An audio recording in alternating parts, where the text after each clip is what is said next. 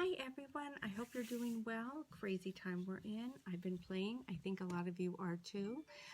Here's a stamp set that's given me some problems. I've been a little confused with how to make plaids with this stamp set, and so I figured it out. I've been playing with it, and I wanted to share with you how to make plaids with these striped stamps.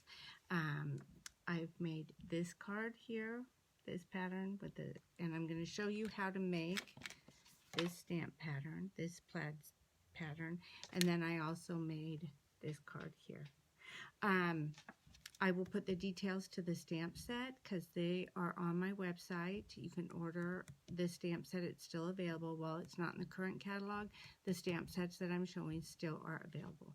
So I will turn the camera around. I hope you guys are doing well. Stay safe and have fun stamping and playing with paper.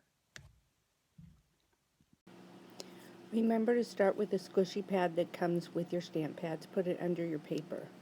And I forgot to use magnets to put the paper and secure it to the platform.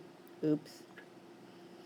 Okay, so I just started with one side of the paper and just made the stamps go in a crisscross fashion.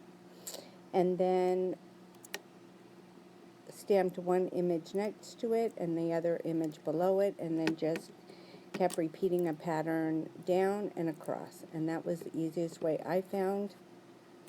Sorry for that it's not very straight, but to see it from above I would have blocked your view, so I didn't get it very straight.